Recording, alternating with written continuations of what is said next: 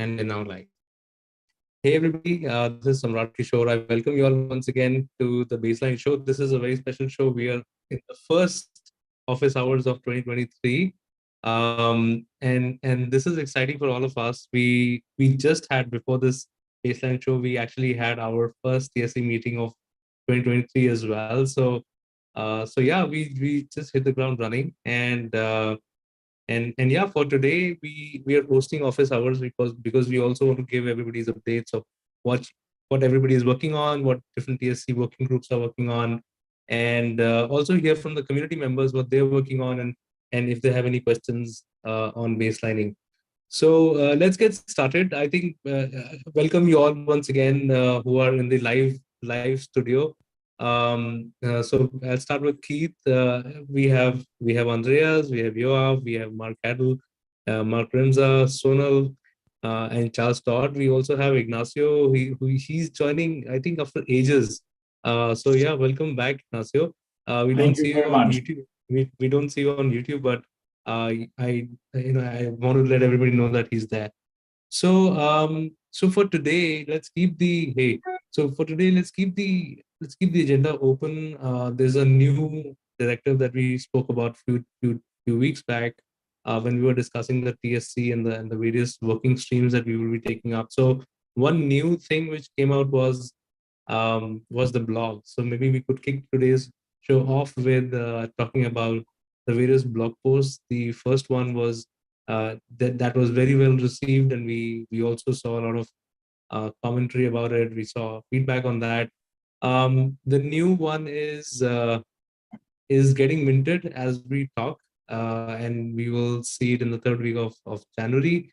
So yeah, look out for that one. Andreas, you want to add something on the blogs, please? Anyone? Andreas, you're on Oh, mute. sorry. I was on mute. Hello, happy New Year, everyone. Glad to see everybody back, healthy and one piece. Hopefully rested and with the liver still intact. Yeah, so we have some exciting stuff coming up. Samrat mentioned the blogs. So every TSC member has committed to writing a blog this year. That doesn't mean that there shouldn't be more. So if you want to write a blog about baseline, do not hesitate. Feel free. Write it, submit it. And if the TSC wants to is like, yep, that's good, then we'll publish it. Absolutely. So this is a open call for blogs. Write about your favorite baseline story, and we'll get this going. Yes, so the first blog was around the digital business trilemma with or digital business at a crossroads, where we discussed the very fact that there is actually, we live in a world of trilemmas, right? Which is seemingly so, right? We have the blockchain trilemma. We have the bridging trilemmas, plural. We have the well-known CAP theorem, right? So CAP, consistency, availability, and partition tolerance, right? From computer science, which underlies all of that, right? So this blog was about trade-offs, right? It posits that you need to make trade-off between decentralization, performance, and security, right? And the key here is that in contrast to for a digital business, right, and in contrast to, for example, a blockchain, there is simply no control on one dimension, which is decentralization. In fact, decentralization is exponentially increasing with regard to digital business endpoints, because every single endpoint can try to get in contact with any other endpoint, right? So whether honestly or maliciously. So so therefore you have no control over that portion, versus, you know, when you have a blockchain, right? People need to stake something, they need to do something in order to participate in that network, right? In the digital business network, you don't. You throw up a webcam, turn it on, point it at any other endpoints, and you're in business, so to speak, or not. But the barrier to entry to being active participant in the network is extremely low. That obviously has a significant issue with around, you know, performance and security, as we all know, right? It's like every single major institution right now is compromised. They just don't know it yet,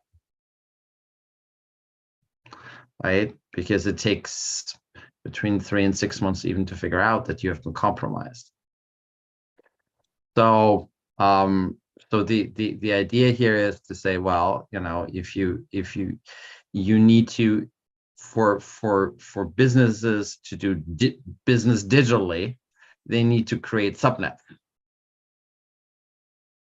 right? The position is, if you want performance and security, you need to somehow constrain decentralization, which means you need to create subnets, and that's basically what Baseline is. Right, you're creating business subnetworks that are more constrained, that are not as decentralized, right? And they're heavily shielded. And so, you know, but there is still no a single point of failure. So that's the key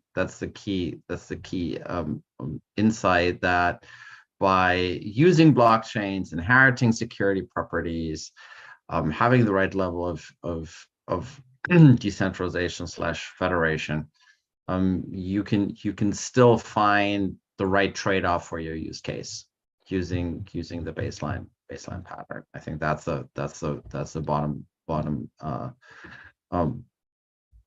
line that we try to make in that blog, right? So just a little fun fact: the cost of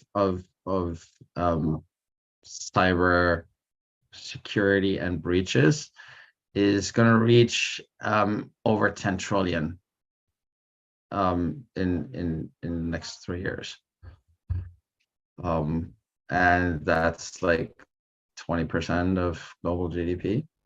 So it's becoming significant, and the doubling rate of IoT devices that are connected it's doubling every 3 years, and we're sitting at a currently 15 billion of them. So have fun with that. So yeah, so that's the basic premise for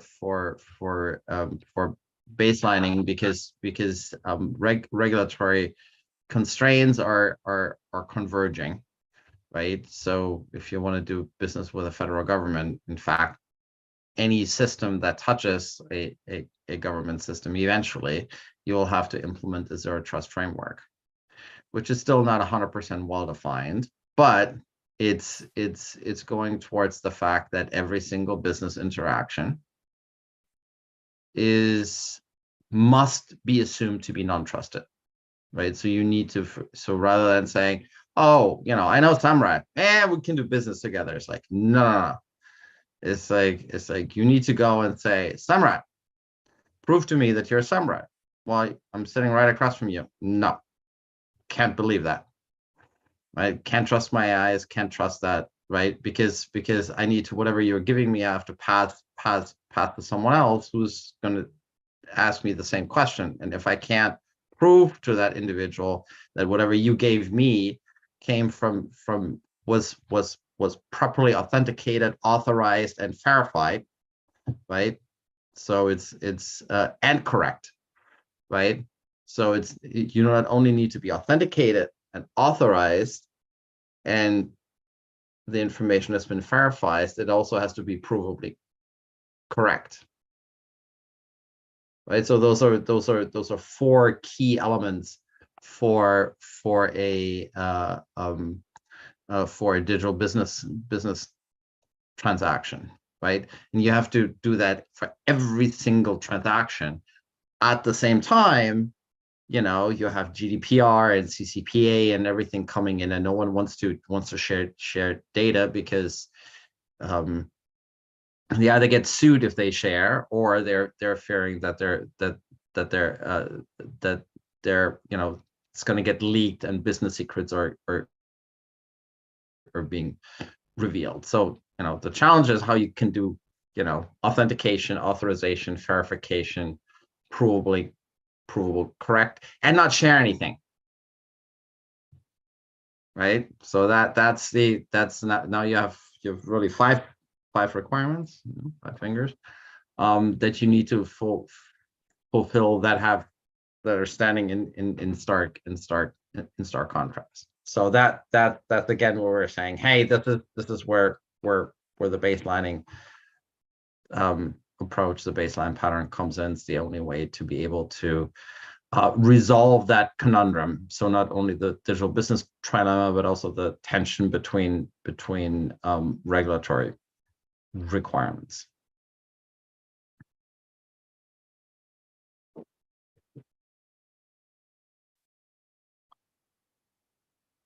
Super. This is helpful, Andreas, and I think the very recent, the upcoming blog is also something on those lines. So we're going to be talking about multi-tier financing, actually, and invoice factoring. So I think that is something which is really cool.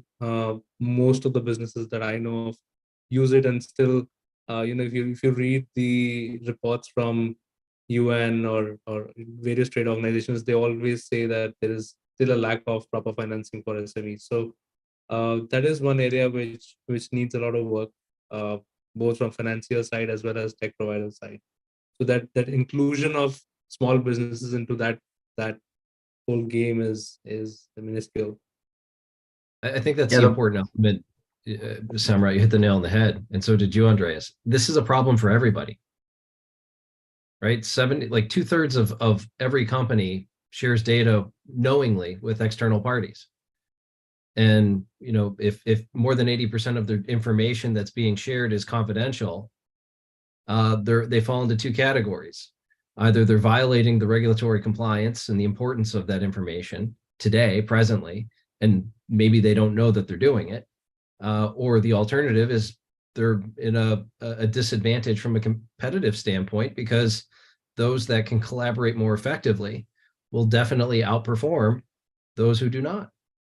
And I think, Andreas, you did an amazing job putting this narrative together and articulating that it's a problem for everybody. It's not just a problem for banks. It's just not a problem for small companies or big, publicly traded organizations. Everybody has to worry about this. Yeah, and cybersecurity risks are becoming uninsurable. So yeah. It becomes virtually, try to insure your system against cyber attacks. It becomes prohibitively expensive because of the escalating costs, right? At the same time, small businesses have absolutely zero capacity to match that. Zero, right? Yeah. It's like heck, they have it's like they can't even properly use doing their taxes in a computer system. I mean, let's face it, right? Most businesses The vast majority of businesses are relying on third parties to provide that level of sophistication and security. And when those large companies are breached, right, then everybody is in trouble, and they're getting breached more and more often. Yeah, right? And to your point, that they are compromised. You just don't know it. Everybody's compromised. And every breach, I think on average, what is it, like $4 million for every data breach is the average cost, and it's only growing. Like it's a real problem on our hands that is resolvable, but it takes multiple people to get together and think a little differently as to how I don't think it's resolvable. It can be minimized. Yeah, that's probably a better term. Well put. You will not be able to right. It's like I did work in that field of AI generated malware. And when was that? 2017, 2016, 2017. The estimate was at that point that every day, the emphasis is on every day, 70,000 new pieces of malware are generated. Yeah, that was 6 years ago. So you can imagine that we're probably sitting now at a few 100,000 pieces of new malware that are just being generated because they're you just get it on the dark web with customer support. With customer support and money back guarantee. No, seriously. It is one of the largest industries on this planet. Yep. So and no one is ready. No one is ready for it, and we're adding more and more attack vectors every single day, millions of them to the picture, and they are protected by username and password, where the password is typically still test123 or password 123. It is literally insane. Most of the protection is based on 1990s technologies, and we are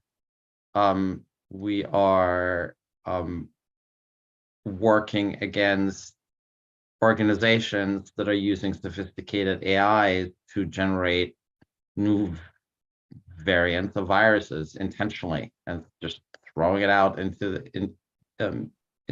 the open. So it becomes that's why it's like authentication authorization, what's the primary defense, is no longer sufficient. Right? Verifiability and provable correctness is because I must assume you're compromised. I must assume that, right? I cannot even if I trust you, I can't trust you because as we just said, it's like you're very likely compromised and you don't know it. Mm-hmm. So, quick show of hands. Who has an antivirus app on their phone? Okay. How many of you have an anti-malware app on your phone? I took the same one. Does it? I paid extra. Who of you have are using a VPN on your phone? Proton. Okay, so it's like so you need a combination of antivirus, anti-malware, and a VPN. Yeah. Right, to have a mediocre level security, such that your phone does not become unintentionally an attack vector, and in a way that you don't even are aware of it. And even then, Yeah. right, it's like you know, known backdoors, zero-day vulnerabilities are not being exploited because people are waiting to use them at a grand scale. So well, it's the apps that you download, it's the QR codes that you scan, it can be anything, the links that you hit. Like, I'm glad you right. didn't ask who's using Android. There's booby traps everywhere. You just can't get around them. Right, phishing in our beloved Web3 world is rampant, and people just like click confirm, right? Because they don't understand what they're looking at, right? It's like you know, it's like how many people when they you know in AP, right, really understand what they're looking at. In the FP&A functions of they'll claim, oh, I understand. You understand whether that you know whether that invoice is actually legit, whether there is no collusion, whether this is the agreed upon price, whether there's not an issue. No, you don't. I have no phone. You have no phone. I use each use I get a new air gapped phone and then connect it right away and use it, and then everybody calls a burner. It's a burner. It's a carry a bag of burners. It's an air gapped burner phone. You're actually connecting. You use actually two phones, right? It's like one that is your network provider phone, and then the actual phone that connects to it to actually use it, right? Yeah, and they're all only iPhone 14 Pro Max's burners. This is like every day you have like stacks of a few hundred of them, right? And then they're rechargeable. Did you know that? Yeah, they're rechargeable. And they can be recharged, right? And you can do a factory you can do a factory reset, which, by the way, fun fact, is not going to get rid of malware if it's at the firmware level. But Keith, that means you're trusting Apple, that the phone out of the box that you're getting is secure. You got to manufacture your own phones, man. All right, I'll get on that. Thank you. Come on, what are you doing with all your free time? Come on. Burning phones. It takes a while. No, but I mean, we're all joking here, but you know, in a you know, think about it, right? It's like if you're really zero trust, right? Whenever the CEO connects their phone to the network, right? What is being done beyond authentication and authorization to ensure that there's nothing bad going on? Right, they're relying again on third parties, on, you know, you have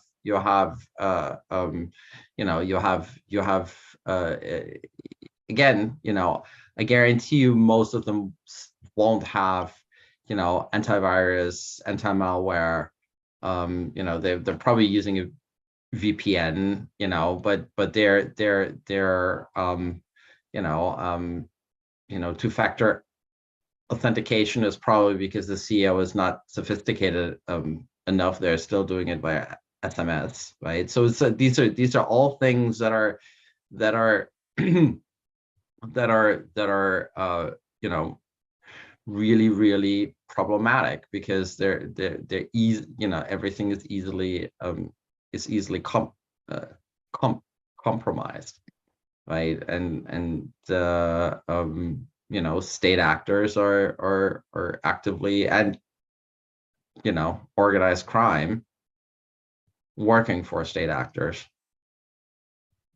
are actively exploiting that. So, you know, the things that we're proposing to use, like decentralized identifiers, DIDs, or verifiable credentials, zero knowledge proofs, are all components and tools that need to be used together in order to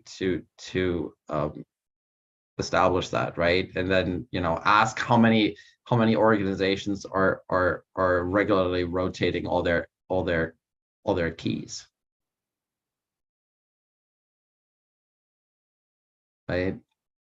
And how many are still using, you know, digital certificates from centralized identity providers that potentially, you know, email send master keys via unencrypted email.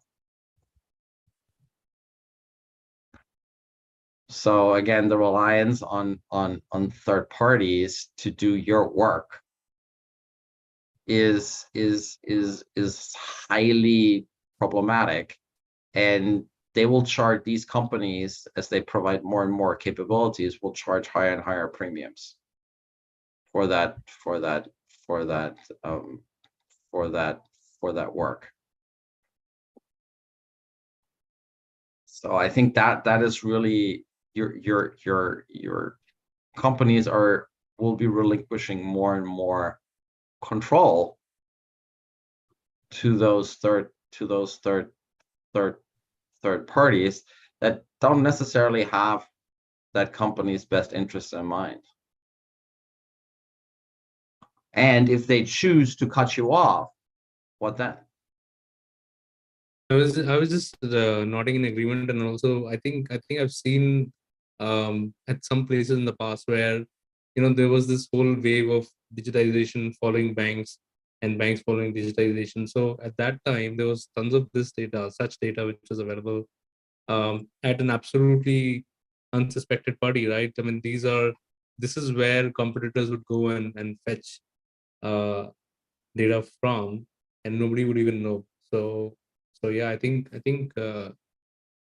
I'm glad the way, you know, this discussion is shaping up, and also there's the other, you know, there's the flip side where companies spend a lot of money in securing these interfaces, and end of the day they end up securing the interfaces, but still when the data goes out, it goes out, right? So where you feel that it is going out for legit reasons, but then don't have an expiration date on that.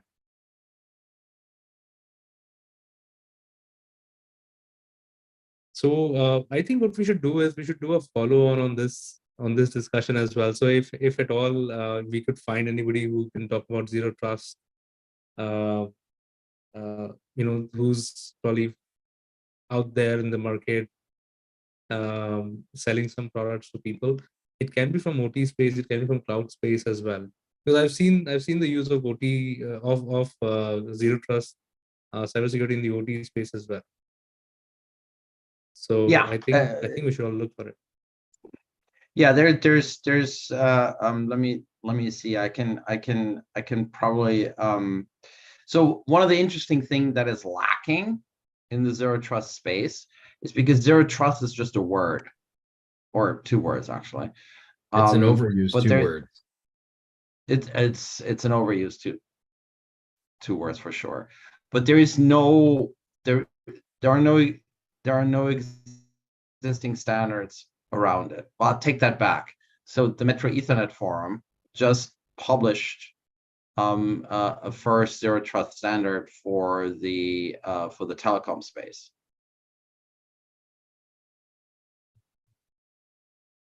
So the standards are starting to emerge, right? And you could put, you know, the baseline protocol standard into that category as well. Because of all of our requirements in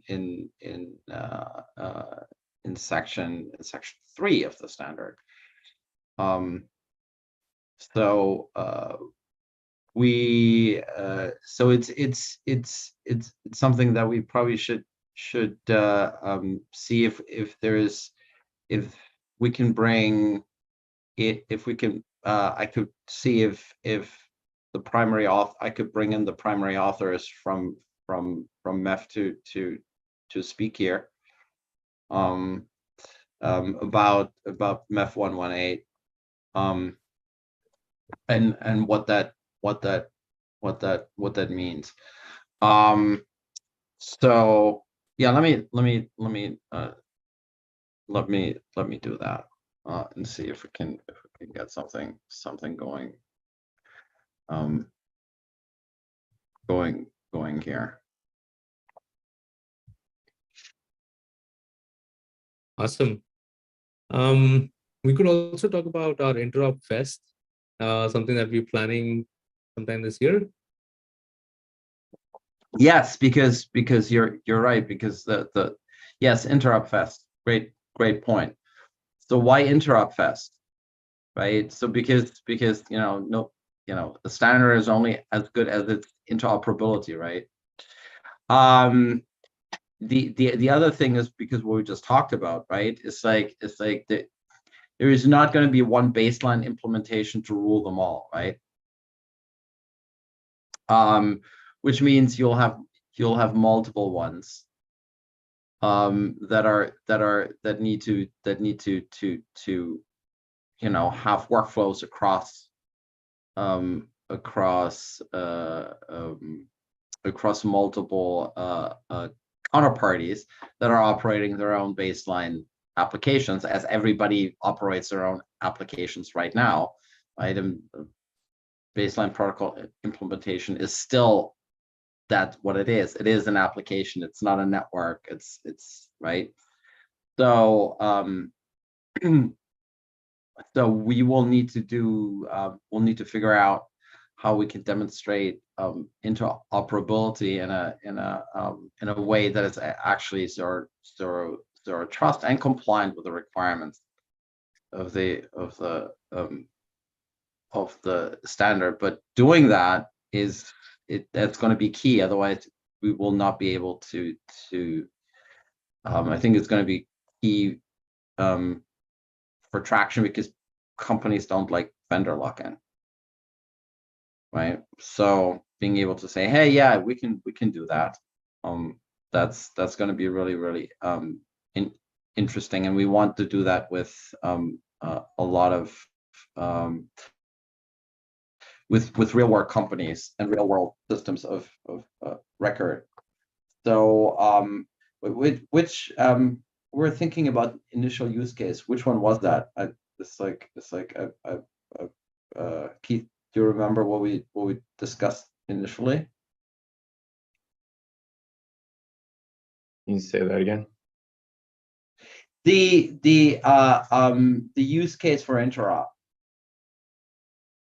right? For the Interop Fest, which one was that? Because we had said it has to be a real world use case, and has to be also simple enough that we're not boiling the ocean too much.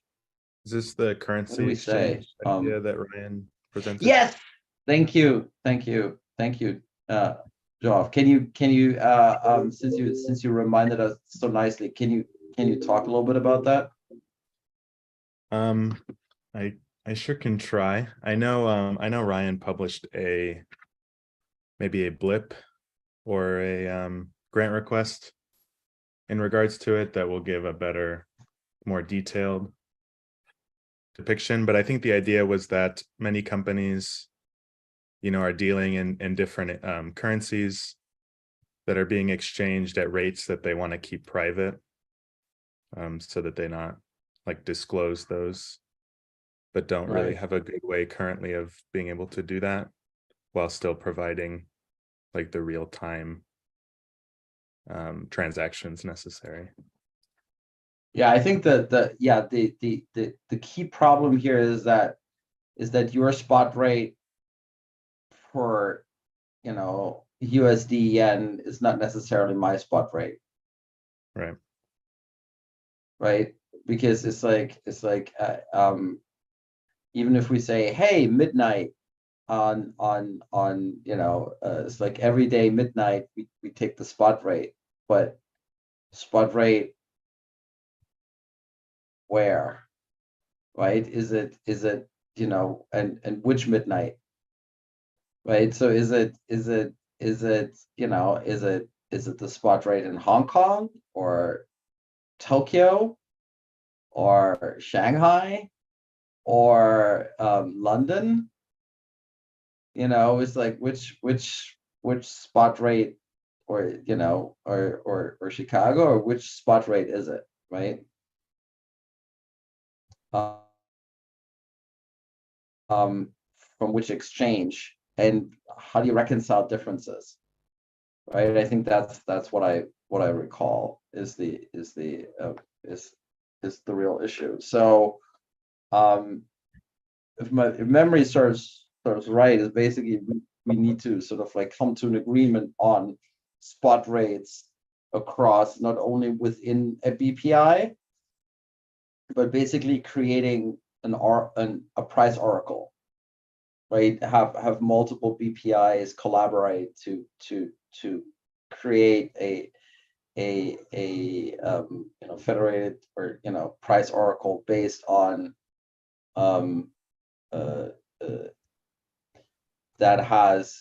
where that information comes from actually trusted companies, without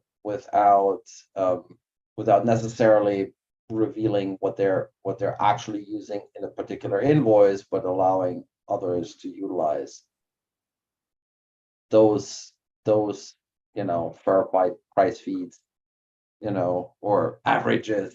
You know, that's something I think that we need to figure out. What are we going to do? What are the types of prices we're going to offer as feeds from that ongoing you know, price oracle. So I think that's actually something that might generally be useful for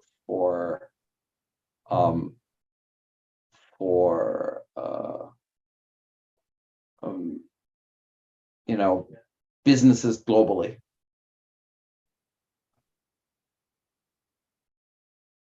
You know, it's like, you know, what, the more I think about it, it's like there is no real like accepted price oracle, exchange rate oracle, that is backed by like a bunch of companies saying, yeah, we're using these sources and these are our subscriptions, blah blah, we're paying for it, but we're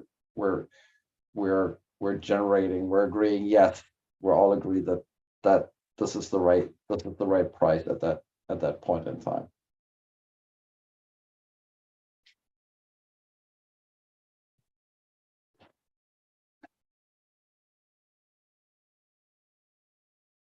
Sounds very exciting. So yeah, let's look forward to the fest coming up. And then and I saw Ignacio turned on the cam. So Ignacio, let's hear from you what you're up to these days. How's your baseline journey going? I'm catching up. For me, it's a lot of a learning process. I think it's amazing the opportunity, the landscape of opportunity, and the team behind Baseline. I think there's a lot in terms of education for especially the enterprise into this world. You know, they will start them trying to get into the cloud, and now you know, they're facing all these cybersecurity problems, huge problems, right? And all the regulatory privacy and confidentiality demands, and at the same time, the interoperability and interconnectivity of multiple parties. I think we're spot on. We are in the right area. I think you know, as earlier, Andreas, you were pointing out, for instance, an exchange rate oracle. It makes full sense. I think you know, coming from financial services is a common problem. That's why exists arbitrage between the Hong Kong market and the New York market or the London market, right? Because they open on different time zones, and there are just people trying to save a few basis points out of selling stock in New York and buying it in Hong Kong, right? And it's actually the same stock, right? And that arbitrage should not exist in the very first place in a properly intelligent market. And it's all those inefficiencies, which in volumes are huge. It makes a lot of relevance, especially for many companies that they don't access to those markets. They can be big corporations, but they have big trade finance problems. They have cargoes that they need to bring from, let's say, Argentina to China or to India or Singapore, and all that spot rates fixing makes a huge difference to them, right? In hours, it can swing a lot, the renminbi to the dollar. So, I think it's a lot about showing that this could really happen, right? So that besides the merits of our approach, we are realistically much more far beyond than other decentralized technology solutions, because I think our approach here from a multi-stakeholder perspective is really open field, right? So it's an open protocol that can be adopted from the own enterprise legacy systems, and that's the interesting part. Is our open mind and capabilities. So really looking forward to help and contribute as much as I can to this project. So heard about this blog, and I will try to bring my own little drop of rain into the lake. Thank you.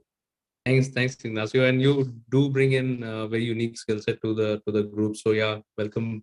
And thank you for making the contributions you have, and you will continue making, I hope. Okay, so do we have any other ideas for items to discuss today? Yeah, we have we also have the BRI, or the roadshow that we want to where we want to highlight baseline protocol implementations that have been created or that are already out in the field.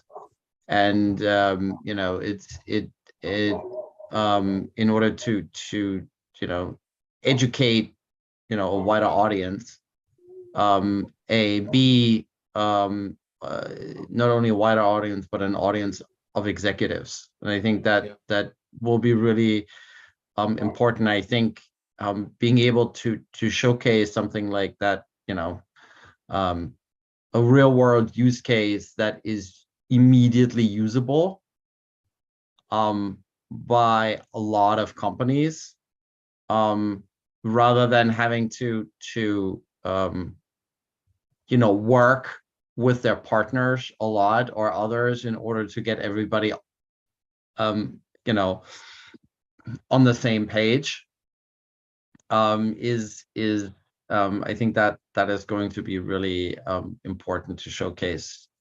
Here's something that you can immediately use, and two, here are other use cases that you can implement, even within your own company, right? If you look at global companies, and they have issues around their systems of record, even within a company.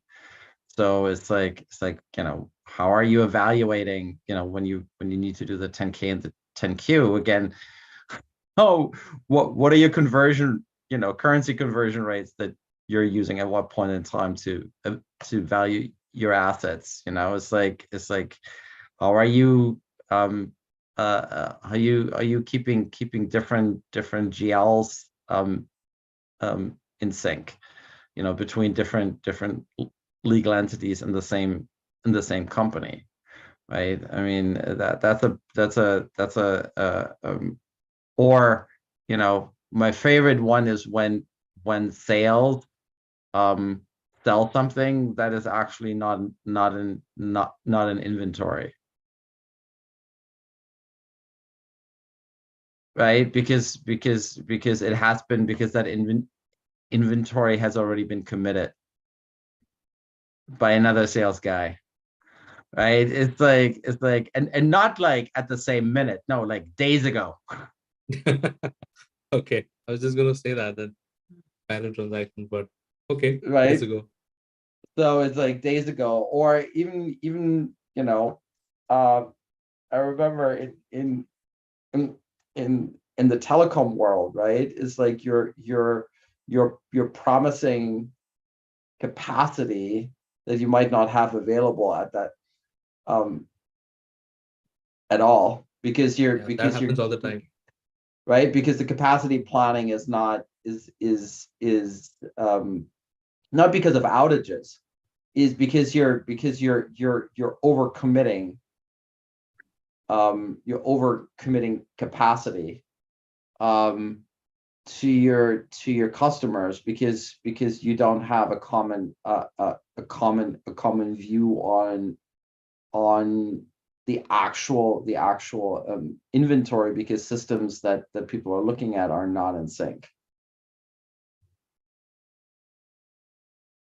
you're talking on mute. The Andreas, I think you're covering the right theme. However, I think systems have become a lot better in inventory availability, whether you're drop shipping something or not, where I think the real opportunity for exploration and value realization is post award, right? Are we living up to our service levels and commitments that make sense and that govern this business partnership?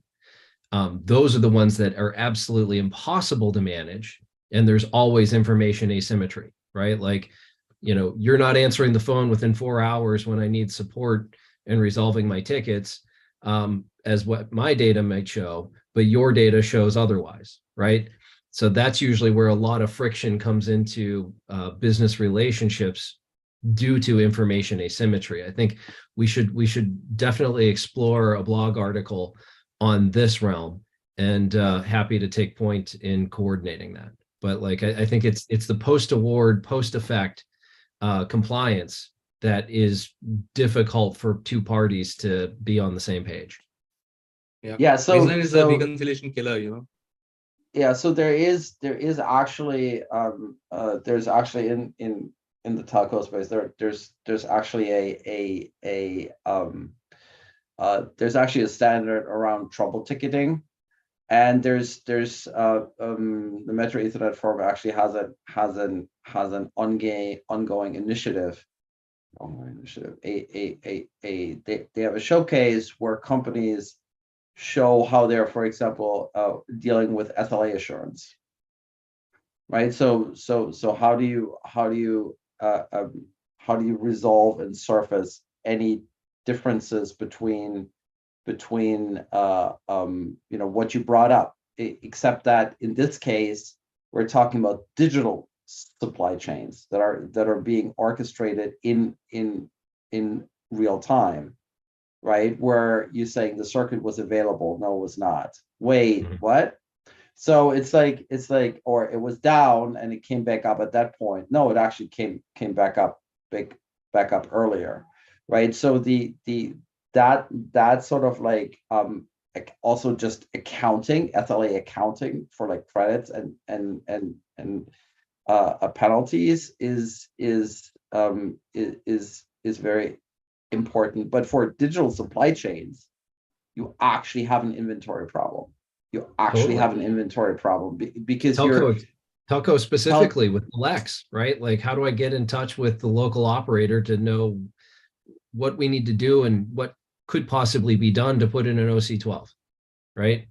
Like, if I'm somebody like T-Mobile that's selling that, but I'm not the local provider. I have to integrate my solutions through a feedback loop to solution that and price it before I can pass that back to my customer that says, here's what it'll cost to put an OC12 in this manufacturing center or this distribution hub.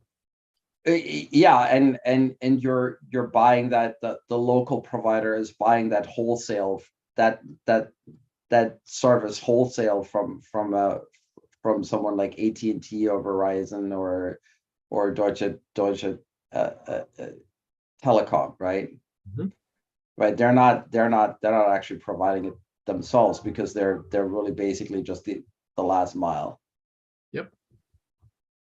Right, so is that actually available? Has this all not already been pre-committed by to something else, not at the time of availability, but is just the capacity already maxed out, right? I mean, that's because you don't have a good sense of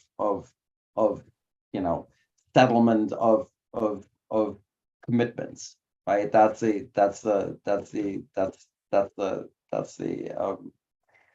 the problem between what's available in inventory and what is not. Where it actually becomes the interesting problem is, would there actually slowness be of an advantage? Because you don't have that synchronicity of data, right? It's like, would it actually there be to have a consensus? Oh yeah, I make this commitment conditionally upon the fact that we actually have this available. I can't enter the commitment right now, right? But the salespeople are selling this right now because they're getting commission on closed sales. Yeah. They don't really care whether what happens afterwards. Right. So is there, for example, value demonstrating that having eventual consistency, right, between all the points of sales, and an ordering, right, a correct ordering of the commitments, of the sales commitments, where you then just say, I will not be able to tell you whether we can provide that service or not, whether we have the capacity for another, I don't know, 3 hours, 4 hours, 20 minutes, whatever it is that you need in order to ensure that inventory is available against the commitment. Yeah. Right. So that's something that would be an interesting an interesting demonstration to show that you can actually going a little slower is actually going to save you a lot of money. But we would have to have necessarily slower. I don't know if that's really the value driver. I think it's the visibility into a multi-dimensional contingency that makes sense, in aggregating that information for quicker decision making due to bringing disparate information sources and dimensions together. Like that's hard to do. Well, it's again, at the beginning, I talked about the CAP theorem, right? So this is a classic case of that, right? It's like, what are we valuing here more, right? Is it consistency, availability, or partition tolerance, right? And because here it's critical. If you sell something, if you sell a circuit capacity at a particular point, right, and that commitment is final upon execution, right? If you if the data you're basing this final commitment off is incorrect, right? Because you don't have strong consistency, but only eventual consistency in your data partitions, because your system landscape is disparate. Then it becomes really then in order to avoid that, right? Because you're making commitments that become legal commitments that get you into trouble, right? Mhm. Because then they go to another provider when you actually said, no, this is done. They're expecting it, and then you come back, it's like, actually I lied, right? So so I think there's actual value demonstrating that you actually need to reach consensus on what is available at a given point in time, just like a blockchain does. Yeah. Right? Just like a blockchain does. There's consensus. Yep, we actually agree upon the fact that at this point in time, this is the available inventory for these digital services, right? Whether it's a T1 or T2 or T3 with these SLA commitments, right? Based on what your product product book is, right? So in different geos, obviously. So again, it's worth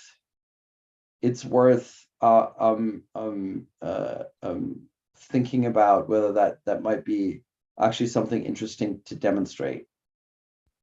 I think it would be. Let's dig into that.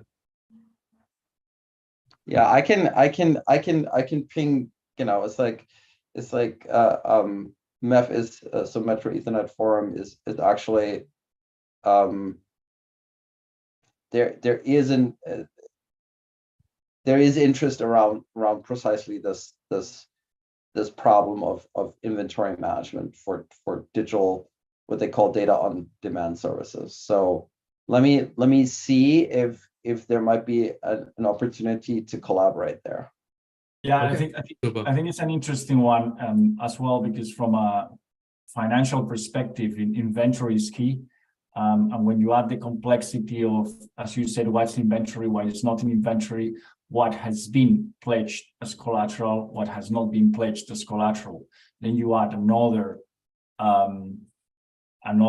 demand to prove, the state of record of that inventory, right? And I think you have even another stakeholder, which is the financer and the insurer, besides buyer and seller, even the different companies that you can imagine in a group, willing to be, without transferring the data, being aligned on that inventory state. That's correct. So I have, what I'm taking like two things away here. One is the Zero Trust MEF 118 to get a speaker here, and then see if there's interest around using a BPI to do like data on demand inventory synchronization. That would be amazing. Yeah. And let's get a speaker on Zero Trust as well. Yeah. So if they can let me demystify the most overused two words. But this is very interesting. We spoke about the blogs initiative. We spoke about the Interop Fest, and we spoke about the roadshow. Awesome. I think, and some real good use cases we discussed. I think every time some great use cases emerge when we have these pre-meeting chats. I was once working for a client which had a whole floor full of people just doing consolidation of their balance sheet. They had about 180 companies, 180 entities across the world, multiple time zones, multiple currencies. It was about 400 people were just doing reconciliations and consolidation of the balance sheet. So yeah, we should make this into a system as soon as we can. Well, I don't know about making it into a system. I think it's proving the use case is Oh where yeah, we're at. absolutely. Let's Awesome. work on So I think today's show has been phenomenal. Any closing thoughts, any parting thoughts, guys, before we bring this to end? Our first show of 2023.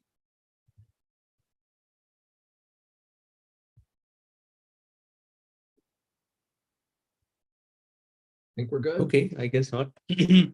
So yeah, with that, we come to the end of today's baseline show. Thank you all for making it once again, and for those who are watching us live and in future as well. Stay safe, and yeah, we'll see you next week. We have an interesting speaker lineup for the whole of January.